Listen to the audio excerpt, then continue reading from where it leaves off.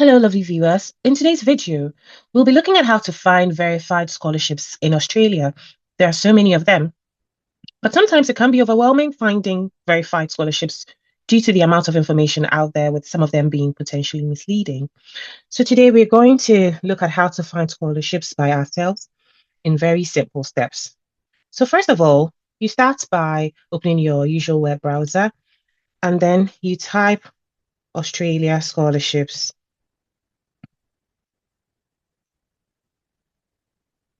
.gov.au. So you can just search for it and it will lead you to the verified scholarship for Australia. So we can see here we've got scholarships study Australia here. That's the website we're looking for. So as you can see, this is by the Australian government. Reason why I feel this is legit. So this is how the page should look like when you search. It tells you about scholarships available. If it doesn't bring you straight to the scholarship page, what you need to do is to come to the section Plan Your Studies and come down to scholarships. All right. There are a wide range of scholarships provided by the Australian government to help people financially when studying in Australia. So some of them are offered by the Australian government, others by education providers and public and private organizations. So first off, there is the Australia Awards Scholarship. So this is also known as AAS, and this program is highly prestigious and competitive, offering government funded grants to students from a selection of developing countries who can show leadership qualities and a drive for change. So if you have leadership qualities or you've been involved in some projects or works that demonstrates leadership qualities and a drive for change, this is one you should be looking at, and it's designed to equip students with skills and knowledge needed to return home and contribute to their nation's development upon graduation. We'll be looking at this in depth to see which countries are eligible and further details about when the scholarship opens in a minute. But let's go through other scholarships that are provided by the Australian government as well as other education providers. There's also the Australia for ASEN scholarships. Okay, and these scholarships are said to be prestigious international scholarships provided again by the Australian government for students from ASEAN member states. And the scholarship gives recipients the opportunity to pursue a master's degree to make a difference in one of their four priority areas in the ASEAN outlook for the Indo-Pacific. That's maritime connectivity, economic development, and the Sustainable Development Goals 2030. Following this is the Australian Government Research Training Programme, RTP. And this supports domestic and international students undertaking research doctorate and research master's level degrees. So to find out more, there is a link on the page which will take you to the website. But note that applications for these scholarships are made directly to a participating university. So if you click on the link, it should send you to the list of participating universities. Next on the list is the education provider scholarships. So education providers in Australia regularly offer scholarships to qualifying international students, and this is based on academic merit. You can search for education provider scholarships using their course search tool, which is available on the website. I'll be dropping the link of the website in the comment section and description areas, so do well to have a look. Also, they advise that if you can't find what you're looking for, it's a good idea to contact the admissions team or international office at the provider you're applying to for more information. So don't hesitate. There will be contact information on most of these web pages specific to the universities or the education providers. Don't hesitate to drop them an email. And from what they've said here, it's very likely they would support you with information you need. Next is the Quad Fellowship. This is a joint initiative of the governments of Australia, India, Japan, and the United States, designed to build ties among the next generation of scientists and technologists. But this is available for citizens or legal permanent residents of the Quad countries. So that's Australia, India, Japan, or the United States. To be eligible for this, you must also hold a bachelor's degree or its equivalent in a STEM field of study. Interestingly, there are other scholarships for smaller cities and regional areas. You have a list here: Study in Australia's Northern Territory scholarships. There's also the regional bursary for CAF International Students, scholarships in Adelaide, scholarships in Tasmania. These will be good ones to look at as well. And links to the respective websites have also been provided here. There are scholarships for students from the United Kingdom as well, and these are available specifically for students from the UK. So there's a Northcote postgraduate scholarship enabling students from the UK to undertake a higher degree in an Australian university for up to 3 years. And there's a UK government Sterling scheme providing funding for learning opportunities as a selection of education providers. Then finally, there is the scholarship for students from the United States. So US students can often bring their US financial aid with them to their education institution in Australia, including for 1 or 2 semesters study abroad. There are also many international and charitable organizations that offer US scholarships for international study, including the Fulbright program. And you can also explore a wide range of scholarships available for studying abroad at the Institute of International Education website with the link provided here, as well as scholarships for US service members and veterans. You must apply for these scholarships in your home country. Stay tuned because we're going to look at the countries that are eligible, the eligibility criteria, the window for applications as well, and all you need to know to apply.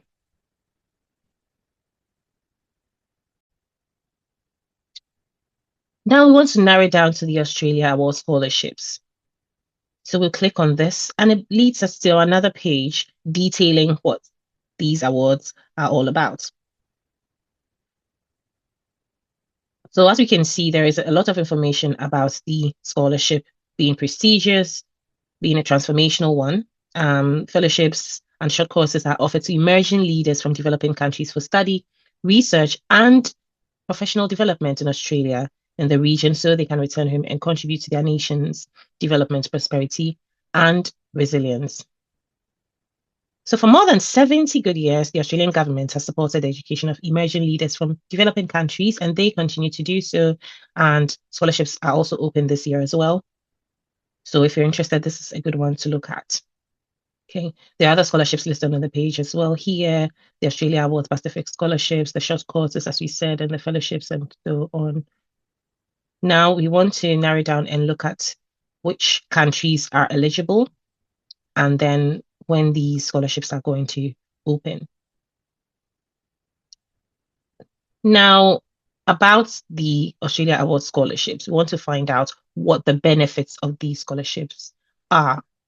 So it's offered for the minimum period necessary for the individual to complete academic programs specified by the Australian Higher Education Institution, including any preparatory training. So that's excellent. And the following benefits generally apply. First of all, full tuition fees, return air travel, payment of a single return economy class airfare to and from Australia, establishment allowance, contributions to living expenses. So a fortnightly contribution to basic living expenses are paid at a rate determined by the department, which is good. Introductory academic program, which is a compulsory program prior to commencement of formal academic studies covering information on living and studying in Australia. They also pay and oversee students' health cover for the duration of the award to cover the scholar's basic medical costs. There's also a fee paid for pre-course English. That is if it's deemed necessary. Supplementary academic supports may be available to ensure a scholar's academic success or enhance their academic experience. So this is also great. And in terms of benefits as well, any field work that is done may be eligible for payments. Okay, so in terms of the conditions, applicants who want to accept an Australia Award scholarship will need to sign a contract with the Commonwealth of Australia declaring that they will comply with the conditions of the scholarships. They are required to leave Australia, so this is very important, for a minimum of 2 years after completing their scholarship.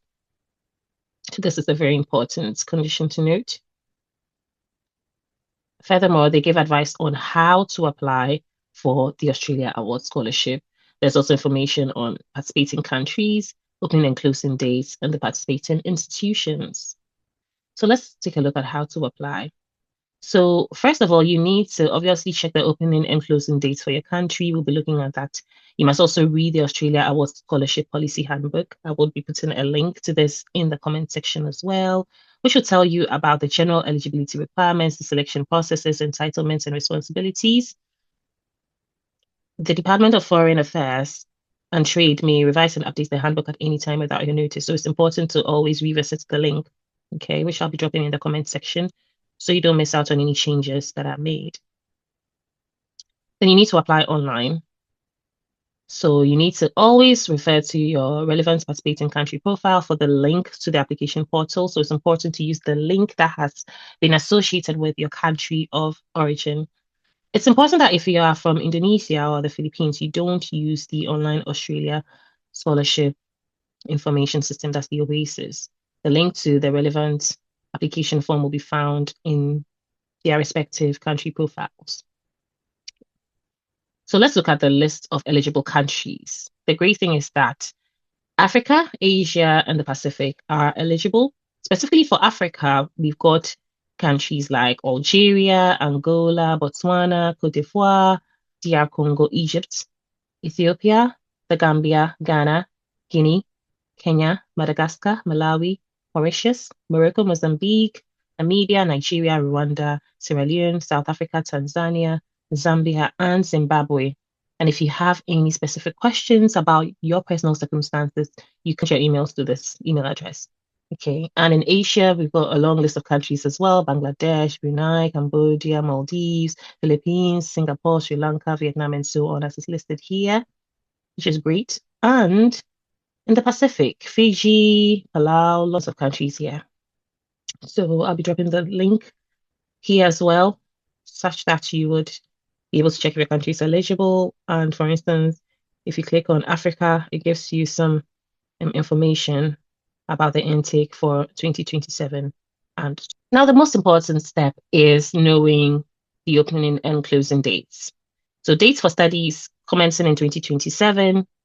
We can see the list of countries here, the open dates, 1st of February 2026. So if you're watching today, the application portal is open for applications, and the closing date is the 30th of April 2026 at 2 p.m. Okay. So you can scroll down and make sure you are aware of that for your respective country. So this is very important. And it's important to note that these scholarships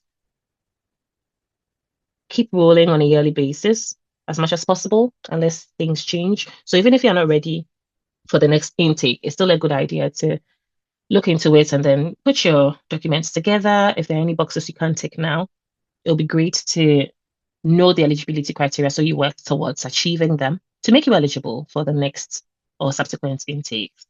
There are frequently asked questions on the page as well. We may not be able to answer all your questions today in this video, but there is a link that talks about or answers some frequently asked questions, which is very important. So what you can study, what you can't study, where you can study, and so on. If you're intending to migrate, or if you have a permanent residency, are you eligible? Who can apply? What if your country is not a participating country? Can you still apply? How do you apply? And so on. So I'll be dropping this link as well. And I'm sure this would be useful. So let me know what you think. If you do apply and you're successful as well, please comment in the future and let us know. I wish you all the very best in your applications. Please don't forget to share this video with others. Don't forget to drop a like. Don't forget to comment. Don't forget to subscribe if you haven't already done so. I'll be coming up with other videos on other scholarships as well, including undergraduate scholarships, postgraduate scholarships, scholarships for research programs, and so much more. There'll also be upcoming interviews with people who have been successful with scholarship applications as well. So stay tuned and don't miss out. Thanks for watching. I'll see you in my next video.